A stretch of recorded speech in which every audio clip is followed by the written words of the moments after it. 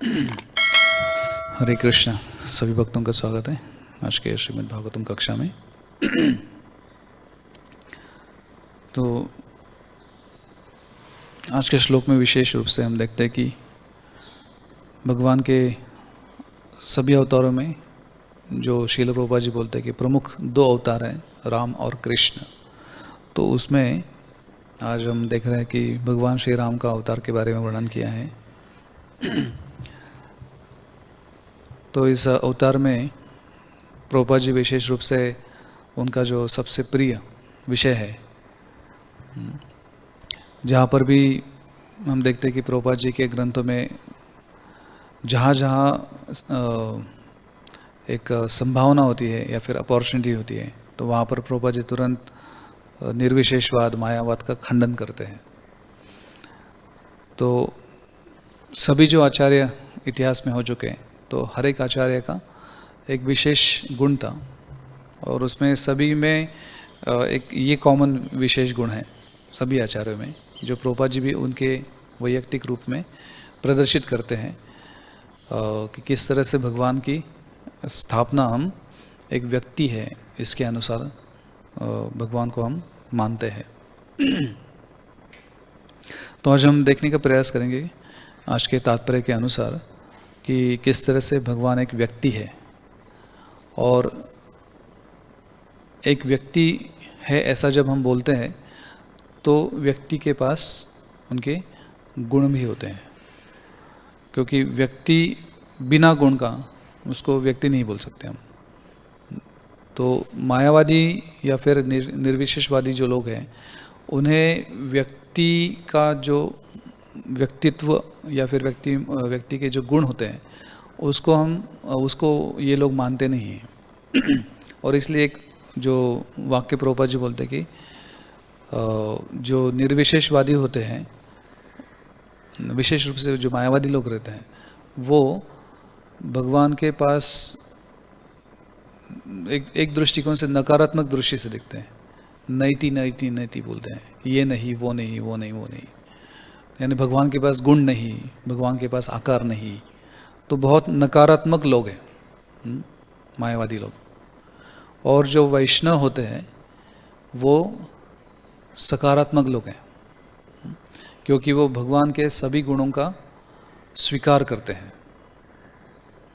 जैसे प्रभुपाद जी एक बार ये वाक्य बोलते हैं कि अगर भगवान पूर्ण है, इसका मतलब है कि भगवान का पूर्णत्व में दोनों भी आते हैं, आकार भी आता है और निराकार भी आता है। तो मायावादी लोग भगवान की पूर्णत्व को स्वीकार नहीं करते, क्योंकि वो आधा ही मानते हैं। वो बोलते हैं कि भगवान का आकार नहीं हो सकता है। तो इसलिए प्रभुपाद जी को जो प्रश्न पूछा था ना कि क्या भगवान ऐसा पत्थर बना सकते हैं जो वो नहीं उठा सकते। तो ये प्रश्न क्यों आता है, क्योंकि जो लोग मायावाद से प्रभावित हैं वो ऐसे कुछ तो कॉम्प्लिकेटेड प्रश्नों के बारे में सोचते हैं। तो प्रभुपाद जी ने बहुत सरल उत्तर दे दिया कि क्योंकि ये ऐसा प्रश्न था कि हाँ बोलेंगे तो भी गलत है, ना बोलेंगे तो भी गलत है। अगर बोलेंगे उसका उत्तर कि हाँ भगवान ऐसा पत्थर बना सकते हैं कि जो खुद नहीं उठा सकते, तो इसका मतलब वो ऐसी कुछ सृष्टि कर सकते हैं जिसको संभाल नहीं पाते हैं। और इसलिए हम जो एटलस का जो चित्र देखते हैं साइकिल के पीछे, नहीं, जो आदमी पृथ्वी को ऐसा पकड़ के रखा है और बहुत थका हुआ है, तो उनके दृष्टिकोण से क्या होता है, भगवान ने सब सृष्टि बना दी लेकिन वो बहुत परेशान हो गए, संभाल नहीं पाए वो। तो उसी दृष्टिकोण से इसने प्रश्न पूछा था कि क्या भगवान ऐसा कुछ बना सकते हैं जो खुद उठा नहीं सकते। तो प्रभुपाद जी क्या बोले, भगवान ऐसा कुछ पत्थर या सृष्टि कर सकते हैं जो खुद नहीं उठा पाएंगे और बाद में उठा भी लेंगे। तो ये एक वैष्णवी ऐसे उत्तर दे सकते हैं।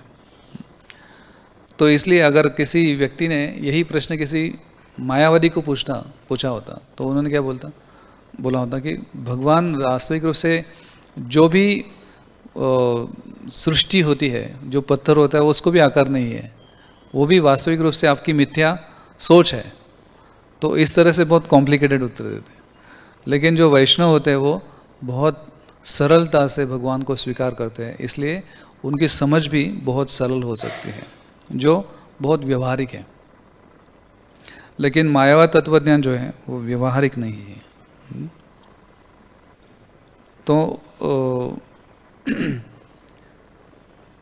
इसमें अभी बहुत बार हम देखते हैं कि कभी कभी ऐसा कुछ भक्तों को लगता है कि ब्रह्मवादी और मायावादी एक ही है, लेकिन ब्रह्मवादी और मायावादी में फ़र्क है, जिसके बारे में व्यास मुनि भागवतम में कहते हैं कि जो श्लोक हमें पता है, वदन्ति तत्तत्त्वविदस् तत्वम यज्ञानम अद्वयम ब्रह्मेति परमात्मेति भगवान इति शब्दते।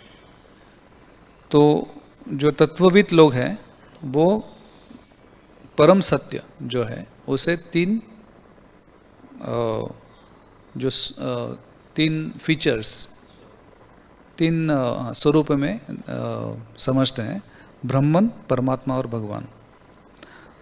तो मायावादी लोग जो है वो परम सत्य को सिर्फ ब्रह्मन है ऐसा मानते हैं। तो ये ब्रह्मवादी और मायावादियों में फ़र्क है। यानी ब्रह्मवादी जो है, जिसको इम्पर्सनलिज्म बोलते हैं, तो ब्रह्मवादी व्यक्ति तीनों विशेषत्वों को मानते हैं भगवान के, परम सत्य के। लेकिन मायावादी सिर्फ जो ब्रह्मन तत्व है वही स्वीकारते हैं। ये मेन अंतर है ब्रह्मवादी और मायावादियों में। दूसरा महत्वपूर्ण अंतर है कि ब्रह्मवादी जो लोग हैं वो भगवान के साकार रूप का अपमान नहीं करते हैं। मायावादी लोग भगवान का जो वास्तविक रूप है, साकार रूप, उसका अपमान करते हैं, क्योंकि उनकी जो सोच है वो यहाँ तक ही सीमित है। उनको लगता है कि जहाँ पर भी आकार है, जहाँ पर भी व्यक्तिमत्व है, वो माया से प्रभावित है। और इसलिए जब वो ऐसा पढ़ते हैं, सुनते हैं कि भगवान अवतार लेते हैं, तो उनका कहना क्या होता है कि परम सत्य ने अवतार लिया है, और इसलिए परम सत्य जब अवतार लेता है तो वो माया के प्रभाव में आ जाता है। यानी भगवान के जितने भी अवतार है वो सब माया के अधीन है। तो इसका मतलब है कि इसलिए चैतन्य महाप्रभु बोलते हैं कि मायावादी कृष्ण अपराधी, कि भगवान का अपराध करते हैं, कि भगवान के शरीर को भौतिक शरीर है ऐसा वो बोलते हैं, और इसलिए वो अपराध की कैटेगरी में जाते हैं। लेकिन ब्रह्मवादी लोग जो है वो अपराधी नहीं है। उनका तीनों जो भगवान के रूप है, तीनों स्तर जो है भगवान को जानने के, वो तीनों स्तर को जानते हैं, लेकिन उनका आकर्षण जो है वो ब्रह्मज्योति के प्रति है ज़्यादा। लेकिन वो बाकी जो दो जो और अंग है भगवान के, उसका वो अवमान नहीं करते, अपमान नहीं करते। और इसलिए ब्रह्मवाद या फिर मायावाद, मायावाद या फिर बुद्धिज़्म, तो ये सब जो अलग अलग तत्वज्ञान है उसमें भगवान के साकार रूप को स्वीकार नहीं करते। और उसमें स्वीकार करने न करने का कारण एक ही है कि वहाँ पर वो देखते हैं कि भगवान के पास हमारे जैसा जो गुण है वो नहीं हो सकता है। यानी हम में जो गुण है, जैसे काम, क्रोध, मद, मत्सर्य, तो ये भौतिक लक्षण है ऐसा उनका कहना है। लेकिन अगर हम शास्त्र अच्छी तरह से पढ़ेंगे तो वही गुण जब भगवान में पाए जाते हैं तो वो भौतिक नहीं होते। जब हम क्रोध से प्रभावित हो जाते हैं तो निश्चित रूप से हम भौतिक तीन गुणों के अधीन हैं, इसीलिए हम उससे प्रभावित हो जाते हैं। लेकिन भगवान जब क्रोधित हो जाते हैं तो तीन गुणों के अधीन होके क्रोधित नहीं होते हैं। और इसलिए प्रभुपाद जी एक लाइन बहुत अच्छा बोलते हैं यहाँ पे कि भगवान का कृपा हो या फिर भगवान का रोष हो, दोनों भी सेम है, क्योंकि भगवान सभी को समदृष्टि से देखते हैं, समस्त सर्वेषु भूतेषु। तो भगवान की दृष्टि भले क्रोध से हो या फिर प्रेम से हो, दोनों का रिजल्ट एक ही है कि जिसको देखते हैं उसका उद्धार हो जाता है। तो हमारा ऐसा नहीं है, हम किसी को प्रेम से देखते हैं तो फिर वो खुश हो जाता है, किसी को क्रोध से देखते हैं तो वो नाराज हो जाता है, और किसी को क्रोध करेंगे तो उसको हम प्रगति करने के लिए बाधा बन जाते हैं उसकी कुछ प्रगति, क्योंकि हमारे मन में उसके प्रति ईर्ष्या है। लेकिन कृष्ण जब क्रोध से देखते हैं, राम जब क्रोध से देखते हैं, तो किसी के प्रति ईर्ष्या से नहीं देखते हैं, उनके प्रति प्रेम से ही देखते हैं वास्तविक रूप से। क्योंकि जो व्यक्ति भगवान की सेवा में नहीं लगता है तो उसकी अधोगति होती है, और उसकी अधोगति न हो इसलिए भगवान क्रोध से देखते हैं। जैसे यहाँ पर भी समुद्र जो है, समुद्र देव, तो भगवान की इच्छा पूरी न करने के लिए मार्ग नहीं दे रहे थे, और भगवान की सेवा न होने से उनका अधोगति होगा, उससे भगवान को कुछ फर्क नहीं पड़ने वाला है। इसलिए प्रभुपाद जी बोलते हैं कि श्री रामचंद्र को समुद्र पार करके ही रावण को मारने की आवश्यकता नहीं थी, उनके हृदय में परमात्मा से के रूप में स्थित है, तो उनका हृदय बंद करके वो उनको परास्त कर सकते थे। लेकिन वो लीला था, और इसमें सभी चीज़ों का एक रस का आस्वादन होता है, इसलिए भगवान ये सब पूरा जो एपिसोड है वो करते हैं। लेकिन इसमें ये भगवान की लीला में बाधा बन रहे थे समुद्रदेव, और वो बाधा बनेंगे तो निश्चित रूप से उनको आध्यात्मिक लाभ या प्रगति नहीं हो सकती है। इसके कारण भगवान उनके ऊपर क्रोधित हो जाते हैं। तो ये एक पहला अंतर है कि भगवान का जो क्रोध भी हो या फिर प्रेम हो, दोनों भी समान है।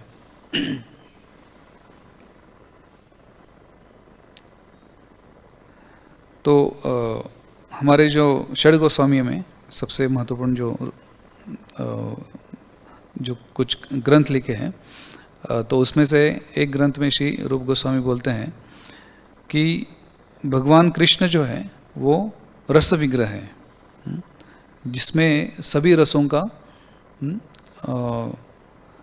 आस्वादन वो स्वयं उनके भक्तों के साथ करते हैं, और उसी के साथ भगवान रस की खान भी है। और इसलिए जब भी हम भगवान की लीलाओं को सुनते हैं तो उसमें हम देखते हैं कि भगवान की सभी जो भावनाएं हैं वो सभी लीलाओं में प्रकट हो जाती है।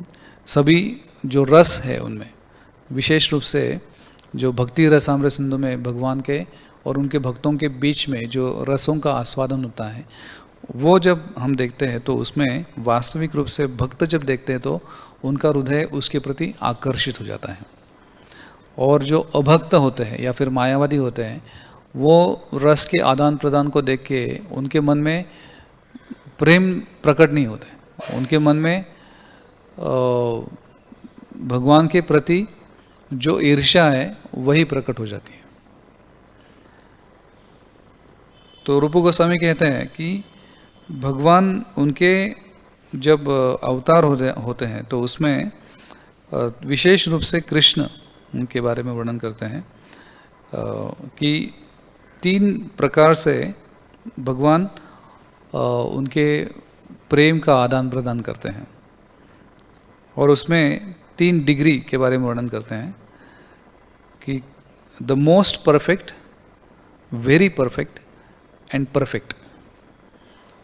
तो ये 3 विशेषत्वों को रूप गोस्वामी कहते हैं कि भगवान जब गोलोक वृंदावन में होते हैं तो उनकी जो आध्यात्मिक गुण होते हैं जो वो दिखाते हैं, प्रकट करते हैं, they are the most perfect, वो सबसे उत्तम है। और भगवान कृष्ण द्वारका में जब वही भावनाओं को प्रकट करते हैं, दे आर उत्तम है, वेरी परफेक्ट। और थर्ड जो है परफेक्ट, यानी पूर्ण है, जो मथुरा में भगवान प्रकटीकरण करते हैं उनके भावनाओं को, उनके रसों को। तो उसी तरह से यहाँ पर जो हम देखते हैं कि भगवान उनके विशेष गुण को आज के तात्पर्य में जो वर्णन किया है श्री रामचंद्र भगवान के बारे में, तो जो क्रोध का जो गुण है तो प्रभुपाद जी बहुत विस्तारित रूप से वर्णन करते हैं कि किस तरह से भगवान का क्रोध जो है वो भौतिक नहीं हो सकता है। और उसके लिए प्रभुपाद जी यहाँ पर वर्णन करते हैं कि भौतिक कैसे नहीं है, क्योंकि कोई भी जीव क्रोध आवेश हो जाएगा, क्रोधावेश हो जाएगा, तो उसके क्रोध से कुछ होता नहीं है। जैसे यहाँ पर वर्णन करते हैं कि भगवान के क्रोध से समुद्र पूरी तरह से तप्त हो गया। तो हम भले पूरे जगत के सभी लोग एक साथ आए और हिंदी महासागर के पास में बैठ गए, पूरे क्रोध किए, तो भी उसे कुछ फर्क नहीं पड़ने वाला है। तो सभी जीव एक साथ भी आते हैं और उनका सबका एक इकट्ठा हुआ जो क्रोध है, वो क्रोध भी भगवान के क्रोध के सामने कुछ नहीं है।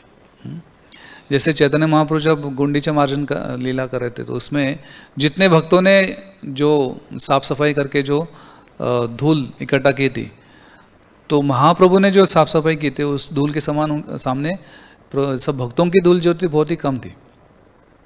तो इसलिए भगवान विभु है और जीव अणु है। तो जीव कितना भी प्रयास करे, उसके सभी जो गुण हैं उसमें, तो वो गुण कभी भी कंपेयर नहीं हो सकते। इसलिए गुणात्मक दृष्टिकोण से देखेंगे तो हम भगवान से एक है, लेकिन परिमाणात्मक रूप से बहुत अंतर है, जमीन आसमान का अंतर है। तो इसलिए प्रभुपाद जी बोलते हैं कि किसी जीव ने अगर क्रोध किया तो वो क्रोध से कुछ होगा नहीं, लेकिन जब भगवान क्रोध करते हैं तो फिर उससे जितने भी जो मगरमच्छ है, मकर, नक्र, उरग, सभी तप्त हो गए, सभी बॉईल हो रहे थे। तो ये बहुत विशेष गुण है भगवान का। और इसलिए आज का जो तात्पर्य में प्रभुपाद जी वर्णन करते हैं कि भगवान के पास अलग अलग पर्सनलाइज, बहुत ही व्यक्तिगत रूप से गुण हैं। तो वो सभी गुण जो है कभी कभी विरोधात्मक भी होते हैं। यानी कभी भगवान बहुत ही सॉफ्ट जो गुण है, मृदुता प्रकट करते हैं, और कभी बहुत कठोरता प्रकट करते हैं। वही रामचंद्र भगवान कभी जब शबरी को मिलते हैं तो वहाँ पे बहुत मृदुता का प्रकटीकरण करते हैं, और यहाँ पर वो बहुत कठोरता का प्रकटीकरण कर रहे हैं। तो ये देख के भी कभी कभी जो मायावादी लोग होते हैं वो थोड़े भ्रमित हो जाते हैं कि ये एक्चुअली साधारण नहीं हो सकता ना, क्योंकि जिसको उसने अच्छा कुछ खिलाया तो खुश हो गए, जिसको कुछ दिया नहीं तो गुस्सा हो गए। तो फिर भौतिकवादी व्यक्ति में और इनमें क्या फ़र्क रहेगा? क्योंकि हम कब गुस्सा होते हैं? जब हमारी इच्छा पूरी नहीं होती तो गुस्सा हो जाते हैं। तो यहाँ पर भी लगता है कि भगवान की इच्छा पूरी नहीं हुई और समुद्र ने इच्छा पूरी नहीं की, उसके ऊपर गुस्सा किया। तो साधारण जो भौतिकवादी व्यक्ति है वो सोचेगा कि ये तो सिर्फ नॉर्मल व्यक्ति ही तो है। तो वही स्पष्ट करने के लिए पार्वती माता भी भगवान के ऊपर डाउट करते ना। जब श्री रामचंद्र भगवान घूम रहे थे, पूरे वन में पुकार रहे थे कि हे सीते कहाँ हो, हे सीते, तो पार्वती माता महादेव जी को बोलती कि ये तो भगवान कैसे हो सकते हैं, ऐसे ही पागल की तरह घूम रहे हैं। तो महादेव क्या बोलते हैं? क्योंकि भागवत प्रस्तावित करता है कि महादेव जो है वैष्णवाना मिथा शंभु है, वो कभी भगवान को गलत नहीं समझ सकते हैं। तो इसलिए वो उनको वार्निंग देते हैं कि नहीं, आप गलत सोच रहे, ऐसा नहीं है। तो भी पार्वती माता स्वीकार नहीं करते, नहीं नहीं, मेरे हिसाब से तो ये साधारण मनुष्य है, भगवान नहीं हो सकते हैं। तो फिर वो टेस्ट करती हैं, सीता का रूप लेके ऐसी अचानक राम जी के सामने प्रकट हो जाती है। और जैसे ही उनके सामने प्रकट होती है तो अपेक्षा कर रही थी ना कि वो देख के राम जी बहुत ही भावना विभोर हो जाएंगे। लेकिन जैसे ही पार्वती माता सीता का रूप लेके राम जी के सामने का प्रकट होती है तो भगवान बोलते हैं कि अरे पार्वती माता आप यहाँ पे हैं, वो भी अकेले कैसे घूम रहे हैं यहाँ पे। और उस वक्त पूरा राम दरबार का दर्शन पार्वती जी को करा दे। तो हम देखते हैं कि भगवान की महत्ता जो है कभी कम नहीं हो सकती है। भगवान की जो महत्ता है वास्तविक रूप से ऐसे जैसे है वैसे ही रहती है। लेकिन जब भगवान लीला करते तो उसमें एक्चुअली, जैसे हमारे परमानंद प्रभु ड्रामा करते तो उसमें एक्चुअल सब जो भावनाएं होती है, तो लगता है कि नहीं अभी ऐसे ही, कभी कभी नॉर्मल डे में भी उनका हो जाता है। तो वो भाव जो है तो उससे प्रभावित हो जाएंगे हम। तो वैसे ही जब भगवान भी जब कुछ लीला करते तो उसमें एक्चुअली एंट्री करते हैं, क्योंकि नहीं तो फिर उसमें मज़ा नहीं आएगा। तो ये जो वास्तविक रूप से कुंती माता जैसा प्रथम स्कंद में बोलती है कि भगवान सबसे बेस्ट एक्टर है, और वो उनका एक्टिंग देख के मैं भी भ्रमित हो जाती हूँ कि जो व्यक्ति पूरे ब्रह्मांड को कंट्रोल कर सकता है वो नंद महाराज के खड़ाऊ ऊपर नहीं उठा सकता है। जो व्यक्ति पूरे गोवर्धन पर्वत को धारण कर सकता है उसको खड़ाऊ उठाने के लिए तकलीफ हो रहा है। तो एक्चुअली भगवान उसको उठा नहीं पाते हैं। जो भगवान जी नंद महाराज का खड़ा हुए, तो उस वक्त जैसे छोटा सा बच्चा चलता है तो वो जो उनका जो चलने का तरीका और उसमें बहुत भार है ऐसा दिखाने का, तो उससे जो आकर्षण उत्पन्न हो जाता है यशोदा माई को, बाकी गोपियों को, तो उसके कारण एक प्रेम का रस का आस्वादन भगवान उनके भक्तों के साथ करते हैं। तो इसलिए जब कोई भी लीला करते हैं भगवान तो उस लीला में प्रवेश करते हैं, तो ही उसमें आस्वादन हो सकता है।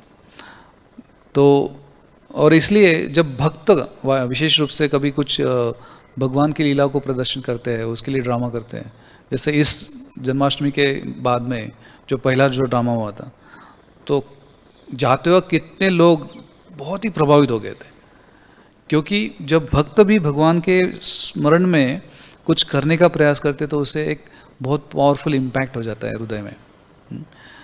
तो जब भगवान स्वयं ऐसा कुछ ड्रामा करेंगे, लीला करेंगे, तो उसमें कितने रसों का आस्वादन हो जाता है, आदान प्रदान हो जाता है। तो इसलिए भगवान वास्तविक रूप से अवतार लेते हैं, जिसके कारण भक्त जब ऐसे अवतार में ऐसे लीलाओं को स्मरण करेंगे, श्रवण करेंगे, तो वो श्रवण करने से हृदय में एक बहुत बड़ा आकर्षण उत्पन्न हो जाता है।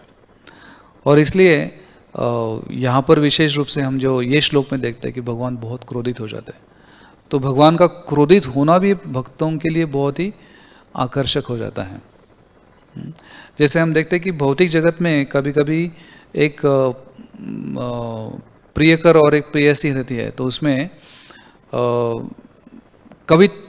कवि लोग होते हैं, वो उसका कविता करते हैं ना उसके ऊपर। जैसे कभी कोई प्रियकर होता है तो जानबूझ के कुछ क्रोध करने के लिए कुछ ऐसा कार्य करता है जिससे कि उसकी प्रेयसी जो है वो क्रोधित हो जाए, क्योंकि वो क्रोधित होने से उनका सुंदरता और बढ़ जाता है, ऐसा उनको लगता है। वास्तविक रूप से ऐसा नहीं होता है, लेकिन वही वास्तविकता भगवान और उनके भक्तों में है, क्योंकि वहाँ पर जब भगवान उनके भक्त के लिए क्रोधित हो जाते हैं तो वो क्रोध बहुत ही मधुर हो जाता है। जैसे प्रहलाद महाराज को भी नरसिंह देव का क्रोध वास्तविक रूप से उसमें कुछ डर नहीं लग रहा था, क्योंकि उनके मन में भगवान के प्रति शुद्ध प्रेम का भाव था। तो ऐसे अलग अलग भाव जो है उसके बारे में हमारे आचार्य विशेष रूप से रूप गोस्वामी वर्णन करते हैं कि 4 गुण है, हम जो आगे वाले 10 मिनट में देखने का प्रयास करेंगे, जिसमें भगवान उनके सभी रसों का आस्वादन उनके भक्तों के साथ करते हैं। तो उसमें 4 कैटेगरी करते हैं वो रूप गोस्वामी, कि जिसमें भगवान उनकी जो लीला है उसको प्रकट करते हैं अलग अलग रसों में। और बाह्य रूप से देखेंगे तो उसमें बहुत विरोधाभास है, और जहाँ पर भी विरोधाभास हो जाता है तो मायावादी लोगों को लगता है कि ये भौतिक है। अगर कोई व्यक्ति शुद्ध है तो उस शुद्ध व्यक्ति ने क्रोध नहीं करना चाहिए। ये भौतिक जगत में लागू हो जाता है, लेकिन भगवान में सभी गुण वास्तविक रूप से आध्यात्मिक ही है। और एक जीव में सात्विक गुण अलग है और राजसिक गुण अलग है, इसलिए उसका कैटेगरी किया हुआ है भौतिक स्तर पर कि जो क्रोध है वो साइन ऑफ इग्नोरेंस है, क्योंकि क्रोध से जिसी भी वस्तु से, किसी भी वस्तु से जब कुछ ध्वंस हो जाता है तो वो तामसिक है। यानी क्रोध भी हो जाता है तो उसमें हमारे जो संबंध है वो नष्ट हो जाते हैं, तो इसका मतलब वो तामसिक हो गया। या फिर कोई व्यक्ति बहुत ही लालची है तो राजसिक है। और कुछ लोग हैं, कुछ ऐसा शांति से बैठते हैं तो बाह्य रूप से सात्विक लगते हैं वो। कभी कभी शांत रहने से वो शायद तामसिक भी हो सकता है। तो लेकिन भगवान में यही गुण जब प्रकट हो जाते हैं तो वो भगवान की महत्ता को कभी कम नहीं करते, भगवत्ता को कभी कम नहीं करते। जैसे हमने देखा कि श्री राम जी को टेस्ट कर रहे थे पार्वती माता, लेकिन भगवान पूर्णतया हर समय उनके भगवत्ता को ध्यान में रख के ही जाते हैं। इसलिए नमाम कर्माणि लिम्पन्ति, कि कोई कर्म भगवान को स्पर्श नहीं कर सकता है। तो इसमें धीरोदत्त इसके बारे में वर्णन करते हैं कि भगवान बहुत धीर पुरुष है।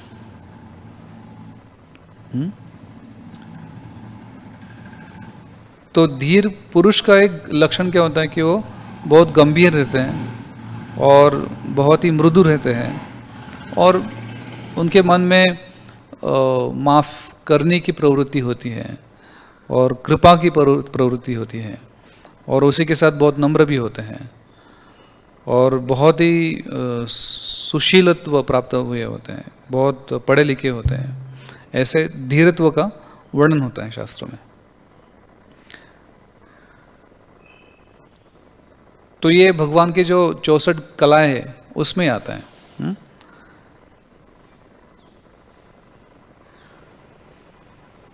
तो इसमें जैसे कुछ उदाहरण रूप गोस्वामी वर्णन करते हैं कि जो महाप्रभु हैं उन्होंने चांदकाजी को जो प्रचार किया था, that is the example of धीरोदत्त।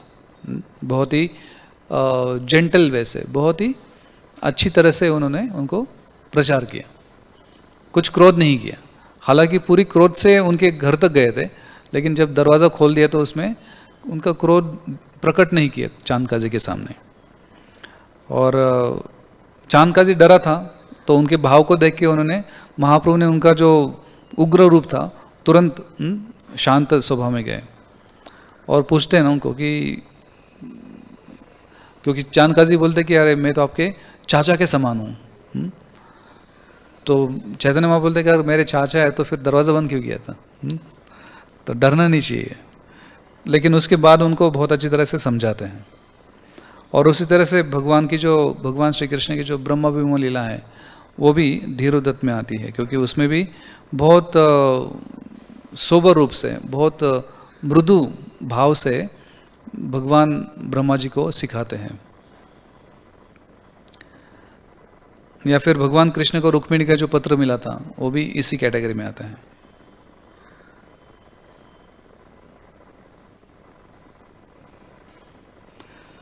दूसरा है कि धीर ललित। तो अभी धीरोदत्त हमने देखा कि इसमें किस तरह से भगवान का जो एक सोबरनेस है, बहुत ही सोबर को क्या बोलेंगे हिंदी में? धीर, हाँ, धीर व्यक्ति, धीरता का प्रकटीकरण होता है। लेकिन धीर ललित में उसका अर्थ अलग होता है। बोलते कि कृष्णा और the Lord is very romantic person. तो अभी दोनों भी बहुत विरोधाभास है। एक धीर पुरुष का लक्षण है और धीर ललित का मतलब क्या है कि बहुत ही चंचल व्यक्ति है। तो उसमें विशेष रूप से जो बहुत ही नेचुरली जॉली रहता है, बहुत ही चंचल व्यक्ति रहता है, जो दूसरों को आनंद देने का प्रयास करता है, तो दोनों गुण जो है विरोधाभास है। और उसमें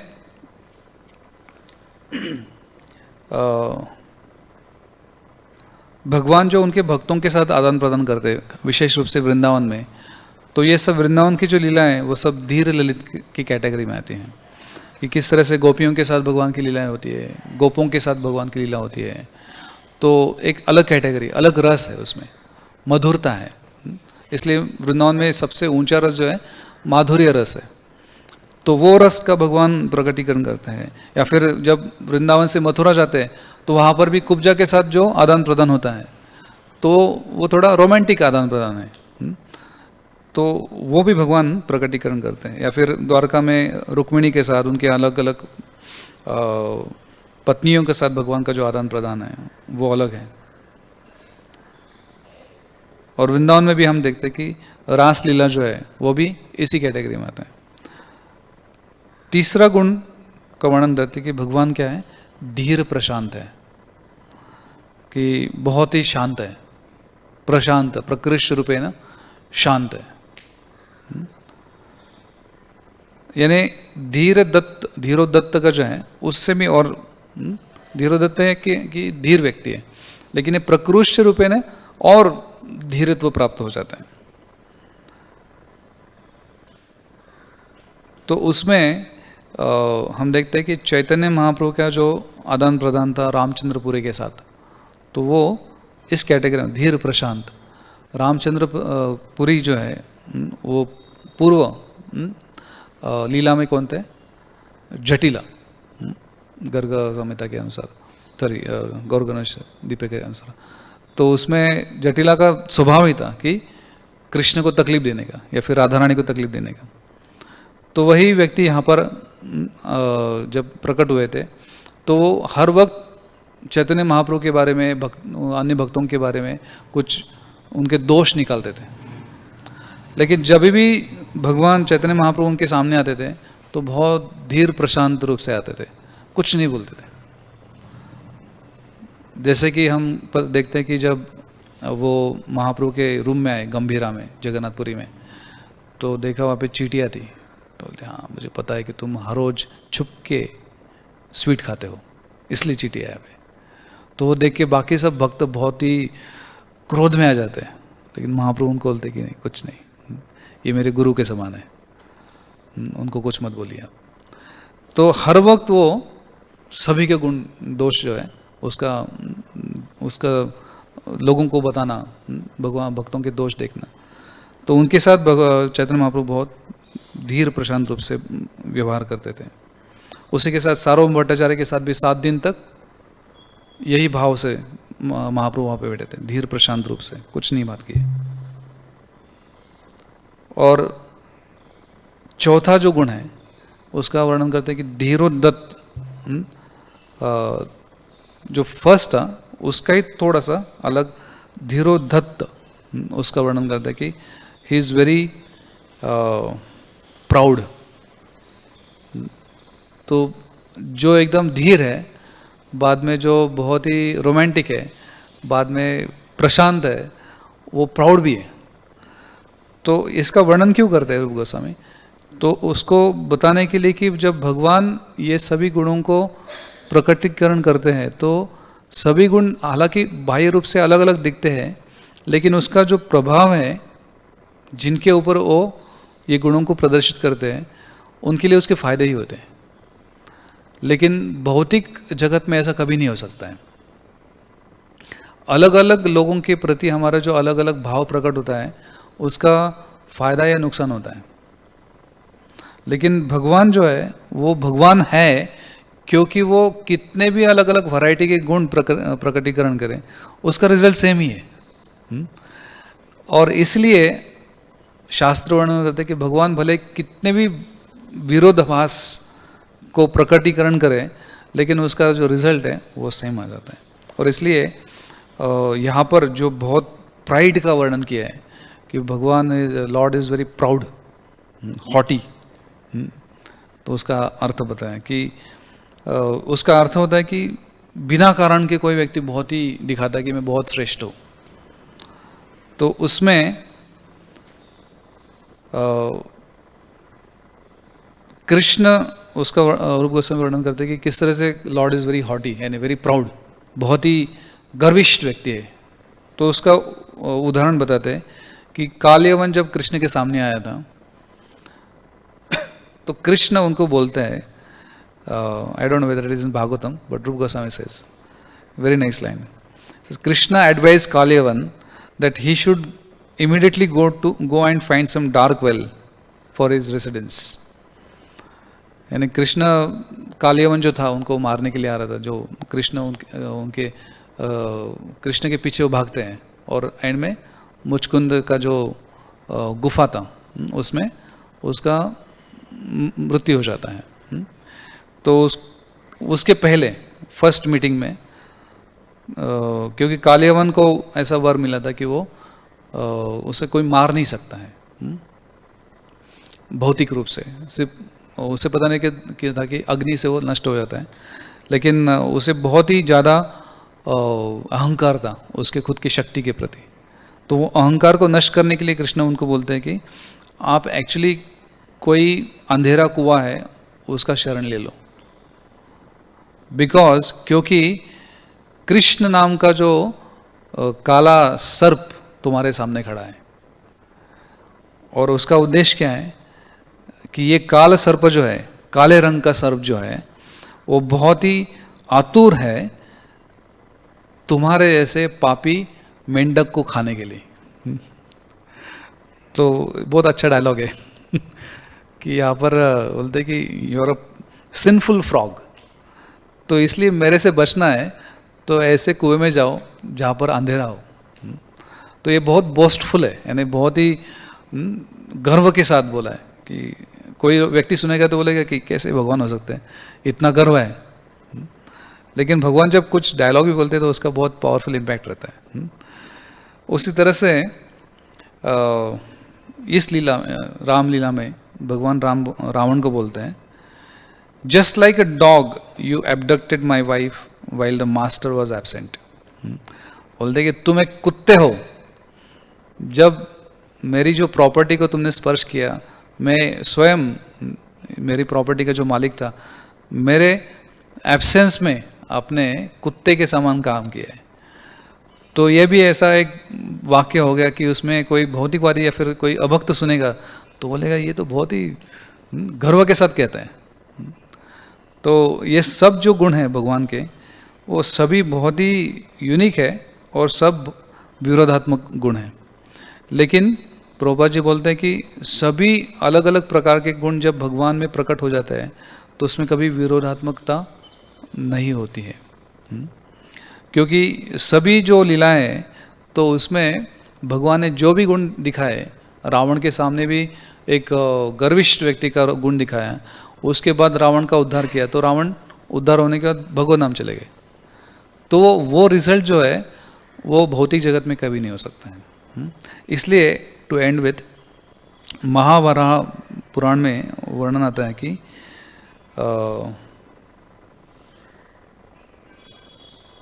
भगवान के जो अन्य अवतार हैं, जैसे इस अध्याय में भगवान के अवतारों का वर्णन है, तो यहाँ पर वर्णन करते हैं कि भगवान के जो सभी अवतार हैं वो सभी आध्यात्मिक अवतार हैं, और सभी अवतारों में जो भी लीलाओं का आदान प्रदान होता है वो भी सब अलौकिकता प्रकटीकरण करते हैं। और ये सब जो भगवान के अवतार है अलग अलग शरीर धारण किए हुए हैं। जैसे हम दश अवतार स्तोत्र पढ़ते तो उसमें 10 अवतारों का वर्णन किया है। तो यहाँ पर विशेष रूप से ये श्लोक में वर्णन आता है कि महावराह पुराण में कि ये सब जो शरीर है भगवान के जो अवतार लिए वो टेम्पररी नहीं है, वो शाश्वत है। और हर एक अवतारों का आध्यात्मिक जगत में उनका खुद का एक लोक है।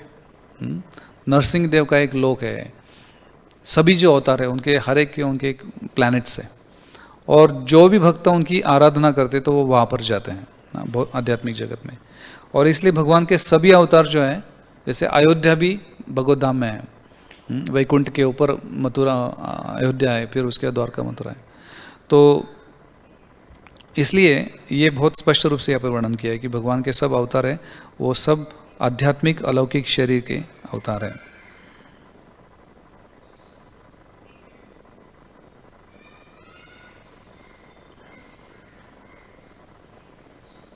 और उसी में आगे वर्णन आता है कि विष्णु यमल तंत्र में वर्णन आता है कि किस तरह से भगवान जब अवतार लेते हैं और वो अलग अलग रसों का प्रकटीकरण करते हैं, वो प्रकटीकरण करने के बाद भी भगवान की जो भगवत्ता है वो कभी नष्ट नहीं होती है। भगवान कभी मोह से या फिर थकावट से या फिर हम जो अलग अलग जो हमारे शरीर में ट्रांसफॉर्मेशन होते हैं, तो उसके कारण हमारा जो कॉन्शियसनेस है, चेतना है, वो थोड़ा बदल जाता है। लेकिन भगवान का चेतना कभी बदलता नहीं है। लेकिन भगवान रस को प्रकट करते हैं, लेकिन उसका प्रभाव जो है भौतिक रूप से भगवान के ऊपर नहीं हो सकता है। जैसे कृष्ण जब द्वारका में युद्ध करे थे, उस वक्त एक राक्षस आया था ना, जिसने वसुदेव का एक और एक रेप्लिका बना के उनका सर काट दिया था। शाल्व ना। तो शाल्व और कृष्ण का बहुत घमासान युद्ध होता है, तो उसमें शाल्व बहुत मायावी एक राक्षस था। तो वो मायावी वसुदेव को क्रिएट करते हैं और कृष्ण के सामने उनका सर काट देते हैं। तो कुछ क्षणों तक अगर हम पढ़ेंगे उस लीला में, तो कृष्ण पूरी तरह से स्तब्ध हो जाते हैं, कि बहुत डिस्करेज हो जाते हैं, कि उनको लगता है कि मेरे पिता को मार दिया इसने। तो जैसे एक साधारण व्यक्ति भी पूरी तरह से पूरा टूट जाएगा, उसी तरह से कृष्ण कुछ समय तक ऐसा पूरा भ्रमित हो जाते हैं, ऐसा लगता है वहाँ पे।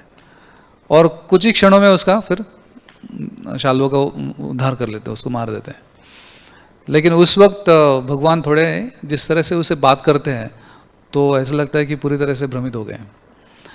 तो निश्चित रूप से ये सब जो अलग अलग भावनाओं को प्रकट करते हैं भगवान, उससे वैयक्तिक रूप से वो कभी प्रभावित होके उनका पतन नहीं हो सकता है।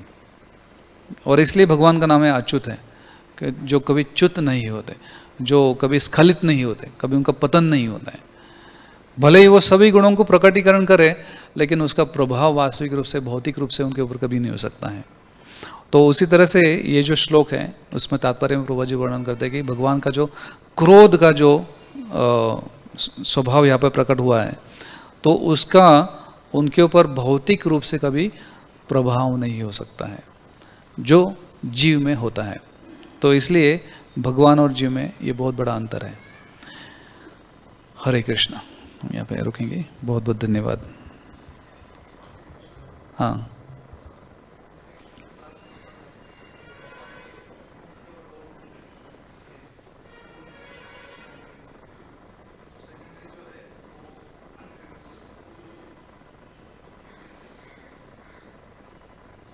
अनफेवरेबल किसके लिए?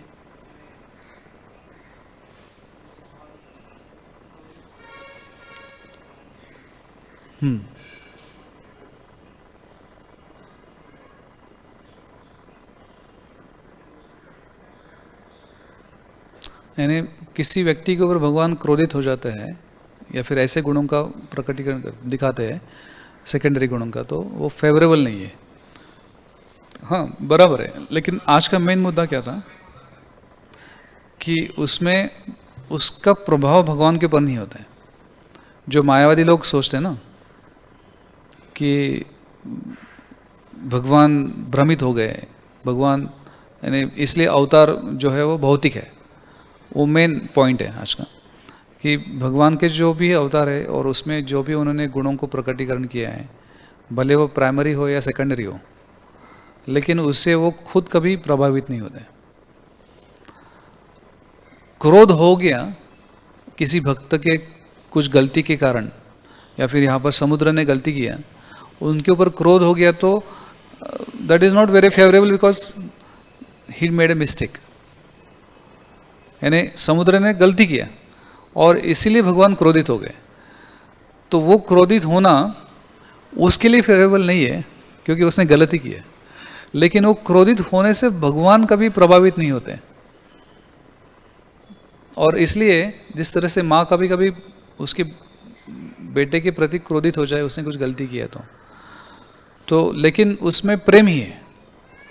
लेकिन उस वक्त उन्होंने जो गलती किया है वो उनके लिए फेवरेबल नहीं, उनके लिए अच्छा नहीं है। तो that is the meaning of this particular statement. और कुछ प्रश्न?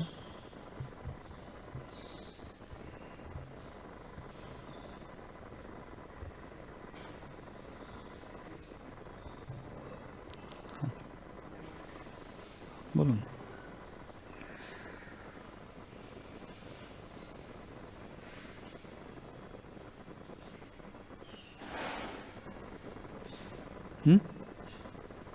नहीं ना? Okay, so will stop here. Thank you. Hare Krishna. ग्रंथराज श्रीमद् भागवतम की जय, श्रील प्रभुपाद की जय, श्री रामचंद्र भगवान की जय।